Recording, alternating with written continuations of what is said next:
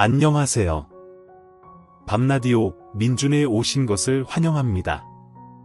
오늘 제가 들려드릴 이야기는 제 아픈 과거를 뒤집어 놓은 못된 형님에 대한 이야기입니다. 형님에 관한 이야기를 하려면 먼저 제 과거 이야기를 들려드려야 할 것 같아요. 저는 빗소리만 들어도 심장이 덜컥 내려앉곤 합니다. 얼마 전에도 장맛비로 집이 침수되었다는 뉴스를 보다가 눈물이 왈칵 쏟아졌어요. 저에게는 비와 관련된 아무에게도 말 못할 과거의 사연이 있어 비와 관련된 사고만 보면 가슴이 떨리곤 해요. 제가 어릴 적 우리 집은 동네에서 알아주는 부잣집이었어요. 아버지가 사업을 하셨는데 사업이 잘 되어서 집안 사정이 넉넉했거든요. 제가 11살 되던 무렵에는 집안일을 도와주는 도우미와 차를 운전하는 기사님도 있을 정도였어요. 저는 학교 갈 때도 기사님이 운전하는 차를 타고 가고 학교 끝나고도 차를 타고 돌아왔죠. 지금 생각해보면 정말 부유했던 시절이지만 아버지는 부유함을 과시하기보다는 나누는 사람이었어요. 아버지는 항상 남에게 베푸는 사람이 진정한 부자라고 말씀하셨어요. 그러던 중 기록적인 폭우가 2주 넘게 내린 적이 있었어요. 하늘에 구멍이 난 것처럼 비가 퍼부었고 저녁부터 내리던 비가 자고 일어나도 계속 내리고 있었어요. 정말 큰일 날 것 같아서 근심스럽게 하늘을 올려다보던 장마였어요. 아니나 다를까 당시 치수가 잘 안 되던 근처 지역에 물난리가 나고 말았죠. 어느 날 저녁 구조대가 출동하고 시끌시끌했는데 알고 보니 동네 사람들 집 몇 채가 물에 잠긴 것이었어요. 새벽에 집에 물이 들어차자 동네 분들은 짐도 제대로 챙기지 못하고 맨몸으로 뛰쳐나왔죠. 어릴 적 제가 살던 동네에는 개발되지 못한 달동네도 많이 있어서 폭우의 속수무책이었어요. 우리 집도 사업이 잘 되기 전에는 그런 달동네 집에서 살았던 적이 있었어요. 그래서 집을 잃은 분들이 느낄 시리를 이해할 수 있어서 가족들은 함께 마음 아파했어요. 집을 잃은 분들 중에는 아버지와 오래전부터 친하게 지내던 분들도 있었어요. 근근히 살아가던 분들이었는데 집까지 1차 어쩔 줄 몰라 피난소에서 하루하루를 지내고 계셨죠.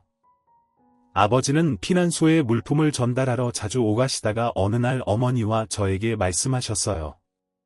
생각해봤는데 우리가 예전에 사둔 땅을 팔아서 이번에 집을 잃은 사람들에게 살 곳을 마련해주면 어떨까 싶다.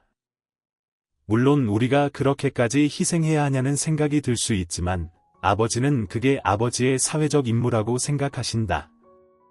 아버지가 살아오시며 이번에 피해를 본 분들께 의지하고 도움을 받는 일도 있었기에 당장 우리에게 필요하지 않은 재산을 쌓아두고 모른 척하는 건 아닌 것 같다고 하셨죠. 아버지는 항상 베푸는 사람이 진짜 부자라고 하셨고 주위에 많은 사람을 둔 사람이 진정한 부자라고 하셨어요. 그런 분들이 하늘에서도 대접받는다고 믿었기에 우리 가족은 아버지의 결심에 동의했습니다. 사실 그때쯤 아버지의 사업이 조금 힘들었지만 아버지는 필요하지 않다고 생각했던 땅을 팔아 홍수 피해를 입은 분들에게 새 집을 마련해 주셨어요. 집이 무너진 자리에 더 좋은 집을 지어주고 다시 일을 시작할 수 있도록 생활비도 지원해 주셨죠. 피해를 입은 분들은 아버지에게 진심으로 눈물 흘리며 감사했어요. 그런 분들과 인사를 나누는 아버지는 정말 행복해 보이셨죠. 그러나 얼마 지나지 않아 아버지의 사업은 큰 위기를 맞이하게 되었어요. 회복할 수 있다고 생각했던 사업이 당장 부도의 기로에 서게 된 겁니다. 아버지가 얼마 전까지 가지고 있던 땅을 사업 부도를 막는 데 쓸 수 있었을 텐데 땅을 판 돈은 이미 없었어요. 부모님은 어쩔 수 없이 돈을 빌리러 다니셨어요. 아직 어린 저를 집에 혼자 둘 수 없었기 때문에 부모님은 동네에서 가장 친하게 지내던 박씨 아저씨 집에 저를 잠시 맡기고 부도 문제를 해결하러 다니셨어요.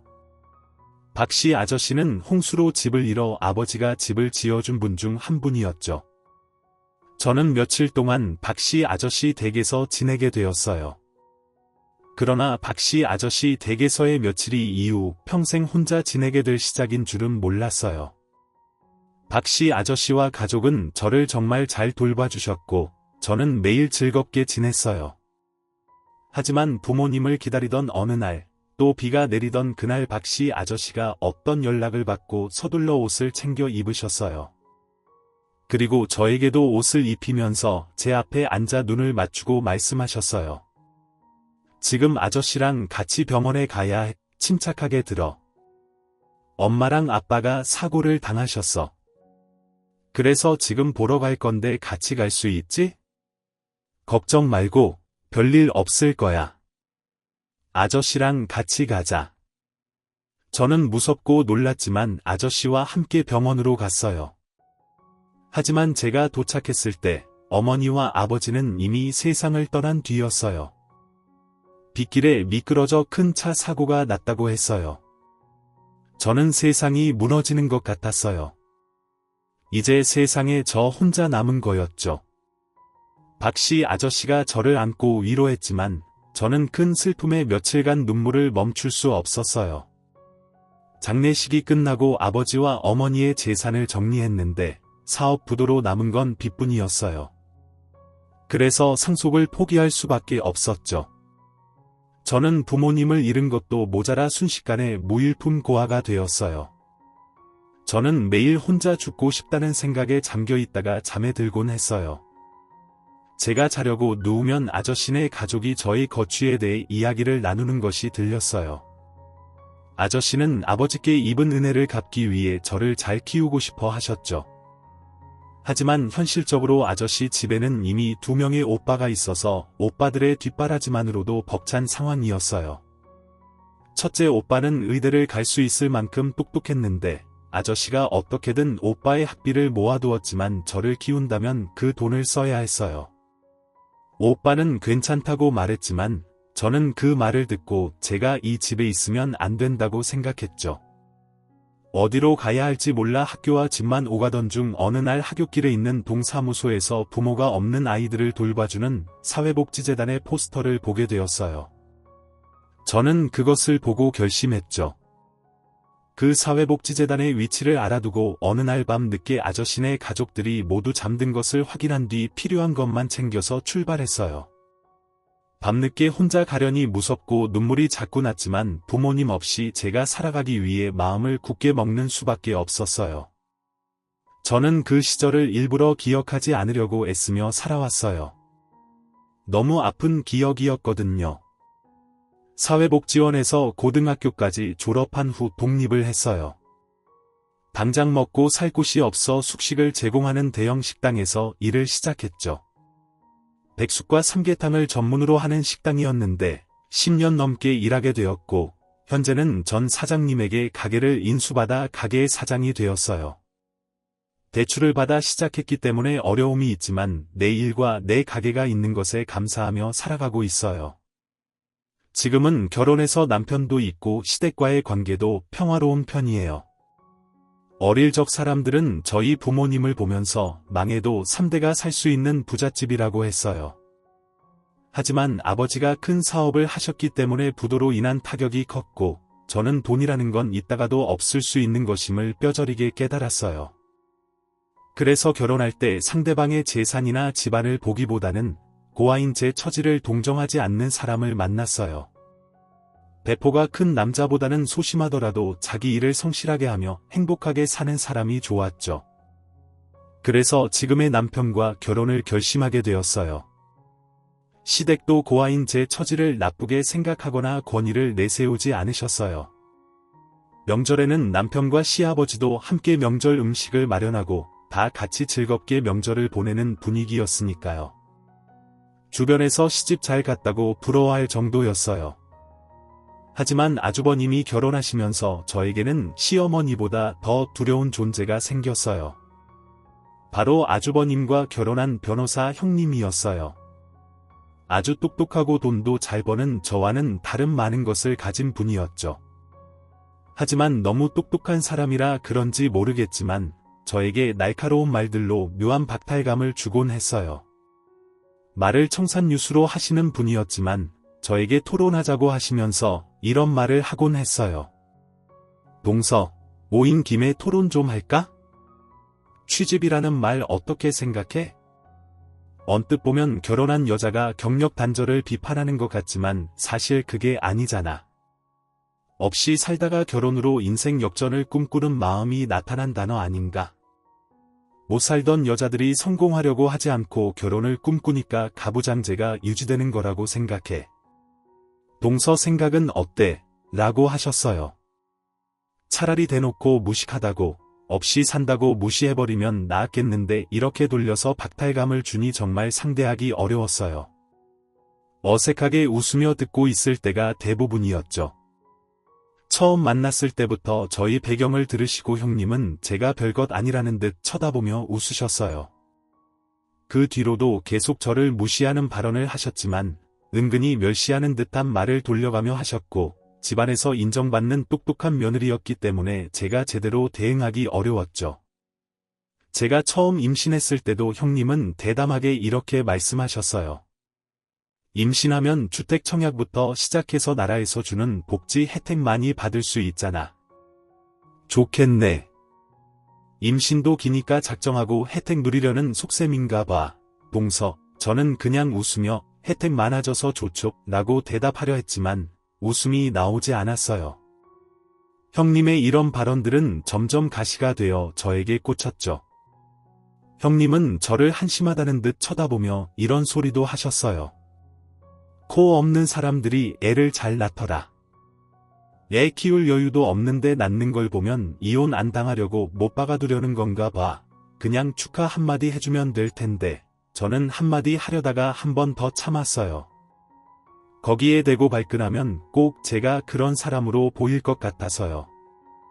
속이 부글부글 끓었지만 형님을 보내고 난 뒤에 혼자 화풀이를 했어요. 형님은 저를 그저 생각 없이 결혼에 의무적으로 애 낳고 사는 여자로 취급하는 것 같았어요. 형님의 이런 시선 때문에 저는 임신 후에도 제 가게를 계속 운영하고 싶었어요. 결혼과 임신을 먹고 살 수단으로 생각하는 것이 아니라 제 삶을 스스로의 힘으로 꾸려가고 있다는 것을 보여주고 싶었어요. 그렇게 시간이 흐르던 어느 날, 오랜만에 제가 졸업한 보육원에서 연락이 왔어요. 반가웠지만 다소 갑작스러운 연락이었기 때문에 무슨 일인지 여쭤보았죠. 이야기를 들어보니 저를 담당해서 키우셨던 원장님의 상태가 좋지 않다고 했어요. 원장님이 저를 찾고 계시니 한번 와줄 수 있냐는 것이었어요. 저는 당장 다음 휴일에 보육원으로 찾아가 원장님을 만났어요. 원장님은 치매가 진행 중이시라고 했어요. 그래서 저를 보고도 몇 번이나 언제 왔냐고 물어보셨어요. 원장님은 했던 말을 또 하고 점심을 조금 전에 드셨다고 했는데도 밥을 먹지 않았다고 하셨어요. 그리고 자꾸 제게 어릴 적 이야기를 하며 그 오래전 시절로 돌아가 버린 것 같은 말씀을 하셨어요. 이런 원장님을 보자 눈물이 났어요. 저에게는 엄마나 다름없는 분이셨으니까요. 그동안 더 자주 찾아뵀어야 했는데 바쁘다는 핑계로 자주 오지 못한 것이 후회가 되었어요. 오랜만에 보육원에 오니 원장님과 지냈던 어릴 적 일들이 생각났죠. 보육원에 처음 도착했을 때 저는 거의 말을 하지 않았어요. 사람들의 눈을 피하고 친구들과 잘 놀지 않은 채 2년이라는 시간을 보냈죠.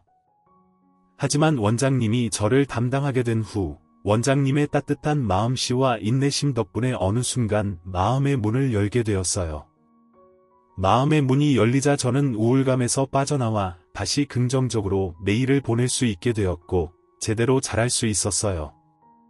원장님이 없었다면 지금의 저도 없었을 거예요. 그런 원장님이 이렇게 나이가 많이 들어 아프신 것을 보니 마음이 아파 눈물이 계속 났어요. 그 후 원장님은 요양원으로 옮기시게 되었어요. 저는 남편에게 사정을 이야기하고 가게의 휴무일에는 원장님이 계신 요양원으로 향했어요.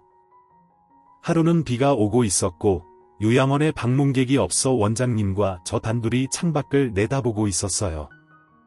원장님은 비를 바라보시다가 저를 돌아보며 말씀하셨어요. 빛을 칠 울고 싶어도 속상하니까 울지 마. 원장님이 같이 있잖아.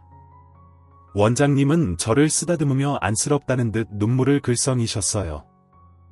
저도 덩달아 눈물이 났죠. 치매가 온 후에도 원장님은 저희 어린 시절을 기억해주고 계셨으니까요. 그러다가 원장님은 갑자기 무언가 생각이 났다는 듯 저를 붙들고 애원하기 시작하셨어요. 아이 참, 그 상자. 그거 너한테 보여줘야 하는데, 그 상자 그거 어디 있는지? 아니, 그 안에 중요한 게 있어. 네가 꼭 봐야 하는 거야. 어떤 상자를 말씀하시는지 몰랐기 때문에 저는 보육원으로 전화를 걸어 다른 원장님께 상자를 찾아봐 달라고 부탁드렸어요. 다행히 요양원에 계신 원장님이 상자를 넣어둔 곳을 대략적으로 기억하고 계셔서 찾을 수 있었어요. 보육원에서는 며칠 뒤 요양원으로 가져다 주기로 했죠.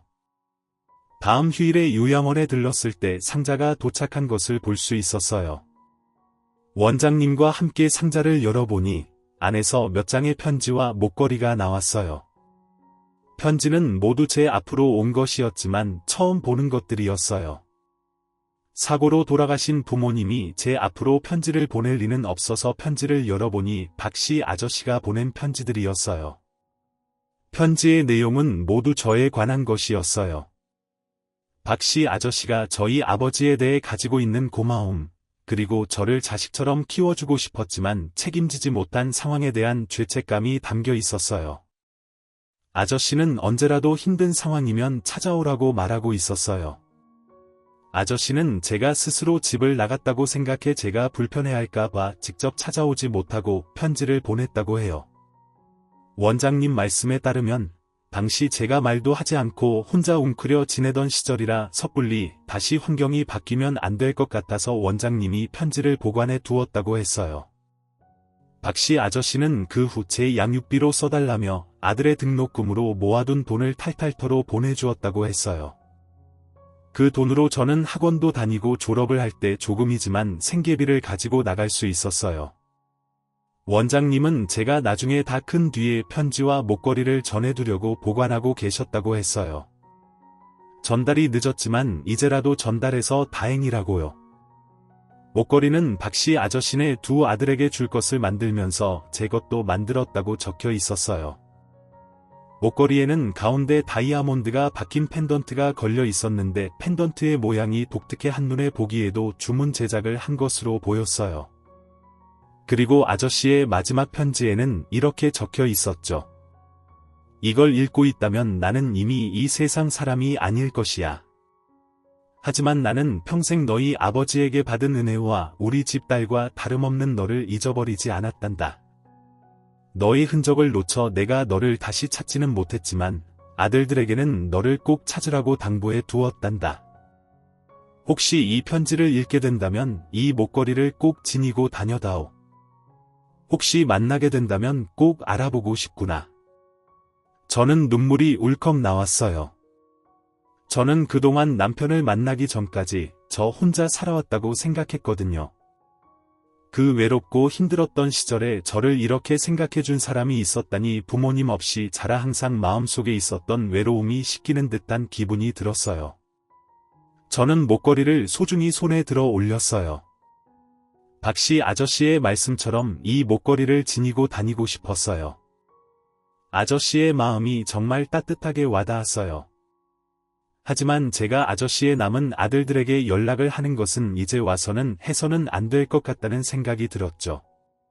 너무 오랜 시간이 지나기도 했고, 제가 갑자기 연락을 하면 어떠한 보상을 바라는 것처럼 보이지 않을까 하는 걱정이 들었어요. 하지만 연락을 하지 못한다고 해도 괜찮았어요. 저는 저를 괴롭히는 형님만 빼면 지금 충분히 행복한 삶을 살고 있었으니까요. 그저 누군가 한참 성장기였던 저에게 부모로서의 애정을 가지고 있었고, 그 애정을 지금 제가 전달받았다는 사실만으로 충분히 기뻤어요. 그래서 저는 원장님께 받은 목걸이를 항상 차고 다니는 정도로도 행복했어요. 그런 일이 있고 얼마 뒤 형님이 저희 가게에서 동문회를 하고 싶다며 연락이 왔어요. 단체 예약을 잡으셨는데 형님이다 보니 혹시 괜히 우리 가게에 대해 흠을 잡거나 저에게 해코지를 할까봐 찝찝한 기분이 들기도 했어요. 그래도 형님의 동문회라면 법조계 사람들이 온다는 이야기고 돈을 상당히 쓸 것이라는 생각이 들어 열심히 준비해 두어야겠다 했어요. 꼼꼼히 준비하면 형님에게 흠 잡힐 부분도 적어질 테니까요. 그런데 며칠 뒤 형님으로부터 파일 하나가 도착했어요. 핸드폰으로 열어보니까 대본이라고 해도 될 정도로 지시가 가득 써 있는 파일이었어요. 이게 뭔가 하고 찬찬히 읽어보니 형님이 저에게 요구하는 것들이었어요. 심지어 제가 동문회에서 할 수 있는 말과 안 되는 말들이 적혀 있었죠. 동문회지만 비즈니스적으로 중요한 자리이기 때문에 동문들에게 불쾌한 감정을 주어서는 안 됨. 특히 동서가 같은 집안 사람이라거나 못 배웠다거나 배경이 좋지 못하다는 것을 알릴 필요가 없다는 자리 할 수 있는 말 땡땡 안녕하세요. 들어오세요. 고객님 필요한 것 있으면 말씀하세요. 네, 맛있게 드세요. 감사합니다. 하면 안 되는 말 땡땡 형님, 집안, 고아원 원장님, 시어머님, 아주버님 등 같은 집안이라는 것을 연상시키는 단어 읽다 보니 정말 기가 막혔어요. 내 형님이지만 세상에는 정말 다양한 방식으로 진상을 부리는 사람들이 있구나 싶었죠. 저를 얼마나 무시했으면 이런 말도 안 되는 대본을 정성스레 적어서 전달을 했을까요? 이번에는 정말 어이가 없어서 이럴 바엔 차라리 다른 가게에 가시는 게 낫지 않나 싶었어요. 화가 부글부글 나서 참으려다가 이번에는 한마디 해야겠다 싶어 형님에게 전화를 했어요. 형님 보내주신 파일 봤는데요. 저한테 이런 요구를 하실 바에는 다른 가게에 가시는 게 낫지 않겠어요? 보통은 동서 가게에 동문회 예약했다고 동문들에게 이야기하지 않나요? 이러실 거면 왜 굳이 저희 가게로 오시는 거예요? 제가 오랜만에 불쾌한 감정을 드러냈더니 형님은 저에게 배려를 모른다며 되레 화를 내기 시작했어요. 내가 동서를 배려해서 일부러 가게까지 예약했더니 나한테 이런 소리를 하는 거야. 내가 지금 동서 돈 벌게 해주려고 그러는 거잖아. 식당에서 얼마나 벌겠어? 단체 손님이 50명이야. 자그마치 50명. 이럴 때 돈 벌어야 하는 거 아니야. 그리고 내가 동서가 상처받을까봐 본인 배경 드러내지 말라고 조언해주는 거 아니야. 전부 법조계 인사들인데 고아이고 못 배운 거 드러내서 좋은 게 뭐 있어. 고아로 살아서 살면서 배려를 못 받아봐서 이해를 못하는 거야. 저는 어이가 없어 말문이 막혔죠. 제가 가만히 있자 형님은 이렇게 말하면서 전화를 끊었어요. 하여튼 잔말 말고 내가 시키는 대로 그대로 해. 내가 손님인데 왜 이렇게 말이 많아? 어쨌든 내일 갈 거니까 준비 잘해둬. 전화가 끝나고 너무 화가 나 장사고 뭐고 그날 가게를 닫아버리고 싶은 생각이 들었지만 이미 50명이나 되는 단체 손님을 받아버려서 그렇게 할 수도 없었어요. 게다가 예약은 벌써 내일이었어요.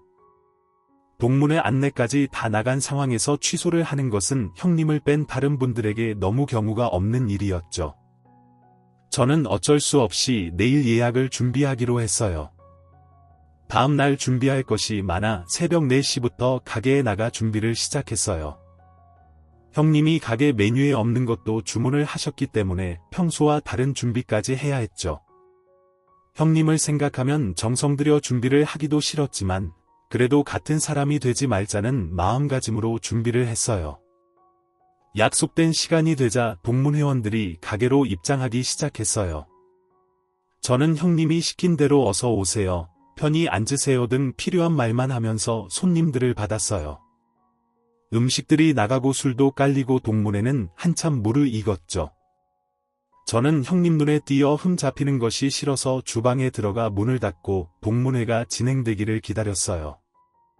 그렇게 시간을 보내고 있는데 갑자기 빗소리가 들렸어요. 다음 날 쓰려고 바깥에 말려두었던 생선이 생각나 어쩔 수 없이 가지고 들어오기 위해 밖으로 나갔죠. 뒷문을 통해 밖으로 나가자 어떤 남자 손님이 통화를 하고 있는 것으로 보였어요. 저는 조심히 몸을 돌려 빗속에서 생선을 걷기 시작했어요. 아이고, 비가 이렇게 많이 오는데 재료 얻으러 나오셨나 봐요. 한참 걸리겠는데요. 제가 좀 도와드릴게요. 통화하다가 저를 발견한 그 남자 손님은 통화를 끝낸 뒤 빗속으로 뛰어와 저를 도와주기 시작했어요. 정말 감사해요. 다 젖으실 텐데 이제 다 했으니 먼저 들어가세요. 저는 고마운 마음에 손님께 인사를 드렸어요. 손님은 거둔 재료들을 주방 안쪽까지 들여다 주시면서 말씀하셨어요. 저희 아버지도 예전에 식당을 하셨거든요. 재료 마련에 정성이 많이 들어가는데 비에 다 젖으면 안 되잖아요. 여기 놓고 갈게요. 고생하세요. 남자 손님은 재료를 주방에 놓고 인사를 하신 뒤 다시 동문이 자리로 돌아가셨어요. 그런데 비를 맞아서 머리에서 물이 뚝뚝 떨어지고 있었어요. 저는 미안하고 고마워서 수건이라도 갖다 드리고 싶었어요. 잠시 나가서 수건만 건네주고 오면 될 것 같았죠. 수건을 챙겨서 주방 문을 열고 조심히 홀로 나가는데 화장실을 향하던 형님과 마주쳤죠. 형님은 술이 얼큰하게 올라 있었는지 저를 발견하더니 갑자기 발작하듯이 소리를 쳤어요. 너 내가 눈에 띄지 말랬지. 역시 고아라 다르네. 남 눈치 보면서 슬금슬금 어딜 나오는 거야? 꼭 쥐 새끼처럼 말이야. 주방 앞이고 화장실에 가는 길이라 손님이 거의 없기는 했지만 형님의 목소리가 너무 커서 손님들에게 다 들릴 것 같았어요. 저는 앉아있는 손님들의 눈치를 보면서 형님에게 이야기했죠. 그게 아니고요. 형님, 아까 저를 도와준 손님이 계셔서 잠깐 수건만 드리려고요. 어디서 거짓말이야? 그냥 기어나와서 여기 엘리트들이랑 어울려 보고 싶어서 그런 거잖아. 부끄러운 줄도 모르고 근본 없는 코아티 내지 마. 넌 그냥 주방에 들어가서 짜져 있어. 저는 형님이 정말 너무하다는 생각이 들었어요. 아니, 아무리 술에 취했다고 해도 평소 저에 대한 생각이 다 쏟아져 나온 것 아닌가 싶었어요. 저는 그냥 뒤돌아 다시 주방으로 들어갔죠. 이제까지 형님이 괴롭혀도 화가 났지. 서러웠던 적은 없었는데 이번에는 서러워서 눈물이 났어요. 감정이 터져서 앞치마도 벗어 던지고 혼자 눈물을 흘리다가 손에 들고 있던 수건이 생각났어요. 형님을 마주친 그 짧은 사이에 남자 손님의 존재를 잊었다는 것이 생각났죠. 제가 다시 주방에서 나가려는데 누가 주방 문을 열고 얼굴을 비췄어요. 보아하니 아까 그 남자 손님이었죠. 남자 손님은 비에 젖은 것 때문에 화장실로 가다가 저와 형님의 이야기를 들은 것 같았어요. 저는 그런 모습을 들킨 것이 부끄럽기도 하고 울고 있던 것을 들키고 싶지 않아서 급히 수건을 건네드렸어요. 그런데 그분이 뭔가를 발견한 듯 몸을 돌리려는 저를 붙들어 세우는 것 아니겠어요? 자세히 보니 그 남자 손님은 제 목에 걸린 목걸이를 보고 있었어요. 아까 제가 앞치마를 벗어 던질 때 목걸이가 튀어나온 것 같았죠. 그 남자 손님은 매우 놀란 표정을 하면서 손목을 걷어 저에게 팔찌를 보여주었어요. 그 팔찌에는 제 목걸이와 똑같은 다이아몬드 펜던트가 걸려 있었어요. 혹시 어릴 적 어느 동네에 사셨어요? 혹시 박씨 아저씨 아세요? 남자 손님의 물음에 저도 모르게 보육원 동네를 이야기했더니 손님은 당황하면서 지갑 안에 있던 사진 한 장을 꺼내 보여줬죠. 너 맞지? 아유 오빠야, 오빠 내가 얼마나 찾았는데 이제야 찾았다. 아버지가 평생 너를 찾으셔서 야 너무 신기하네. 아버지가 이렇게라도 너를 만나게 한 건가? 정말 반갑다. 이제야 만났구나. 남자 손님이 내민 사진 안에는 죄가 있었어요. 그 사진은 제가 박씨 아저씨네 며칠 같이 있는 동안 다 같이 소풍을 가서 찍은 사진이었어요. 그 안에는 식구처럼 오빠의 손을 잡고 웃고 있는 제가 있었죠. 처음에는 또 무슨 말을 하러 왔을까 싶어 경계를 했는데 평소와 달리 형님이 애원하는 표정으로 저에게 살려달라는 말을 하는 것이었어요. 동서, 나 한 번만 도와줘. 내가 동서가 법조계에 빽이 있는 줄은 몰랐잖아. 내가 그날 실수했어. 정말 미안해. 그러니까 어떻게 좀 해줘봐. 무슨 말씀이세요? 형님 무슨 일이 있었나요? 동문회장님 말이야. 그분이 동서랑 그렇게 가까운 관계인 줄은 몰랐지. 내가 몇 번 있고 사죄할 테니까 동문회장님한테 연락해서 잘 좀 말해줘. 저는 어리둥절해서 형님을 진정시키고 오빠에게 연락을 해봤어요.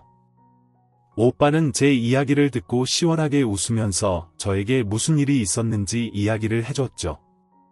알고 보니 오빠는 저와 이야기를 나눈 뒤 형님을 불러 저에 대해 물어보았다고 했어요.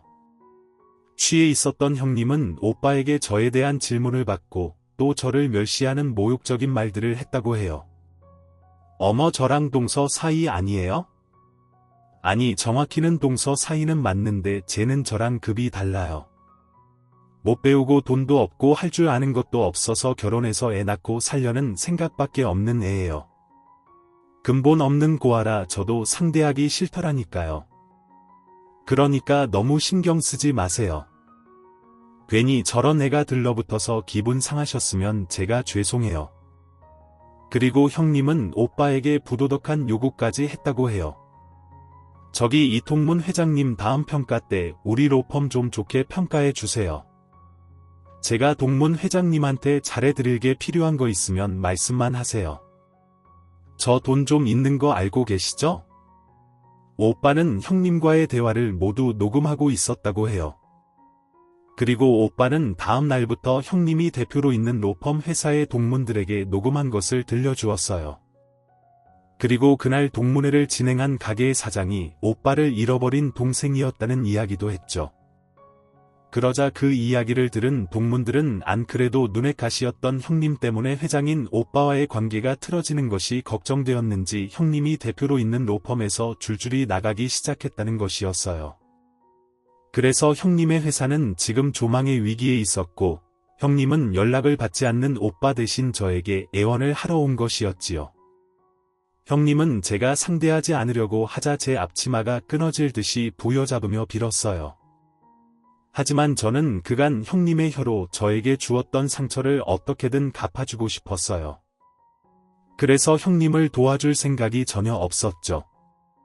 오히려 참 고소하다는 생각이 들었어요. 박씨 아저씨네 아들, 즉 오빠를 다시 찾아갈 생각이 없었던 저는 너무나 놀랐어요. 사람의 인연이 이렇게 이어질 수도 있나요? 우연히 만난 인연에 놀라기도 했고 이렇게라도 만나게 하려고 제가 꾹 참고 쉰명 손님을 받았나 싶었죠.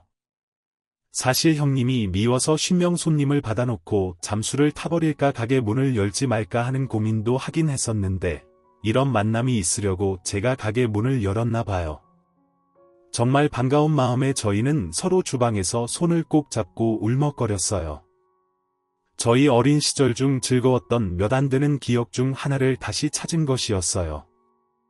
저와 오빠는 마주 앉아 한동안 이야기를 나누었죠.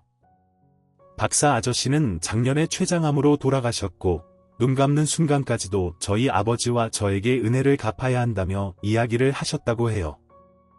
집 하나 없이 모든 가족이 뿔뿔이 흩어져 사실상 사는 의미가 없어질 수도 있었던 그때 조건 하나 없이 집을 지어주고 다시 삶을 살 수 있게 해준 분이라며 저희 아버지가 박씨 아저씨네 식구 목숨을 건지한 이유라고 하셨다 했어요. 오빠는 의대가 아닌 법대로 진학을 했고 사회에서 자리를 잡은 후에도 저를 찾기 위해 노력을 했다고 했어요. 세상을 떠난 박씨 아저씨 대신 저한테 은혜를 갚아야 한다고 말이에요. 보육원 자료는 친인척 등 혈연 관계가 있는 사람이 아닌 이상 범죄 방지를 위해 공개가 안 된다고 했어요. 그래서 오빠는 저를 애타게 찾고 있었지만 보육원에서부터 연락처가 끊겨 어쩔 도리가 없었다고 해요. 그래서 다른 방법으로라도 찾으려고 노력하고 있었는데 글쎄 이렇게 저와 우연히 만난 것이었어요. 오빠는 지금 로펌을 이끄는 대표가 되어 있었고 법조계에서 영향력이 있는 사람이 되어 있었어요. 또 이야기를 들어보니 오늘 열린 동문회의 동문회장도 오빠라고 했죠. 형님에 대해 물어보니 형님은 충무 역할을 하고 있는데 주변 동물들을 불편하게 하는 사람이라고 했어요. 권력욕이 너무 많아 다들 어쩔 수 없이 충무 역할을 하도록 두고 있는데 호시탐탐 오빠의 동문회장 자리도 누리지만 그 자리도 얻을 수 있을 만큼의 신의가 있는 사람은 아니라고 했어요. 그렇게 오빠와의 극적인 재회가 끝나고 동문회도 마무리가 되었어요. 이후 큰 일 없이 가게를 마감했고 저는 헤어진 가족을 만난 기분이 들어 며칠 즐거운 날을 보내고 있었죠. 그런데 얼마 뒤 갑자기 형님이 가게를 찾아왔어요. 형님 집안에서 호랑이처럼 굴었을 때는 좋았죠. 전부 형님 마음대로 다 되는 줄 아셨을 거예요. 하지만 이제는 아니에요. 저한테 함부로 굴 생각하지 마세요. 저한테 쥐 새끼 낳아 근본 없는 고하다 하시더니 이번에는 형님이 숨어 다녀야 하는 쥐 신세가 되었네요. 정말 꼴 좋네요. 그렇게 형님을 돌려보내고 알아서 자신이 벌인 일을 해결하려고 했어요. 그 후에 연락이 온 오빠와 만났는데 오빠는 저에게 줄 것이 있다면서 통장을 건넸어요. 통장을 열어보니 0이 너무 많아서 이게 무슨 돈인가 싶었어요. 처음 보는 액수여서 눈을 동그랗게 뜨고 세어보니 무려 몇 억이라는 돈이 있었죠. 아, 오빠 이게 무슨 돈이에요? 이거 진짜 이 통장 안에 있는 액수예요. 그래 맞아, 내가 의대가 아닌 법대로 진학했다고 했지. 의대에 가면 학비가 정말 많이 들거든. 하지만 법대에 갔으니 그 돈을 아껴서 모아두었어. 그리고 그동안 너한테 주려고 주식이랑 투자를 좀 해서 돈을 불렸어. 예, 저한테 이 돈을 준다고요? 아니, 이렇게 큰 돈을 어떻게 덥석 받아요? 그래도 받아줘. 돌아가신 우리 아버지 하늘에서라도 편히 지내게 해드리고 싶어. 너한테 우리 가족이 은혜를 갚아야 드디어 한시름 놓지 않겠어. 부담스럽겠지만 꼭 좀 받아줘. 저는 그래서 얼떨떨하게 일단 통장을 받았어요. 사실 지금도 이렇게 큰 돈이 생겼다는 것이 믿기지 않지만 실감이 날 때쯤에는 빚도 갚고 시어머니와 남편에게도 잘할 수 있을 것 같아요. 돈도 돈이지만 저에게는 더 큰 행복이 생겼어요. 없었던 가족이 생긴 거죠. 저는 이제 가게를 정리하고 오빠 두 사람과 둘도 없는 남매처럼 지내고 있어요. 평생 느꼈던 외로움에서 벗어날 수 있게 된 거죠. 이제는 오빠가 두 사람이나 있으니 비가 오는 날에도 더 이상 혼자 울지 않을 것 같아요. 저희 부모님과 박씨, 아저씨를 생각하면서 비가 오는 날에도 가족들과 행복하게 보낼 수 있는 날이 곧 올 것 같다는 생각이 듭니다. 아버지가 베푼 덕 덕분에 제가 복을 받고 사는 것 같아. 저도 죽는 날까지 덕을 많이 베푸면서 살려고 합니다. 저희 이야기 들어주셔서 감사하고요. 여러분들도 늘 행운이 쏟아지시길 바라겠습니다. 지금까지 커피 앤톡이었습니다. 오늘도 끝까지 함께해 주셔서 감사하고요. 저는 다음 영상으로 또 찾아뵙겠습니다.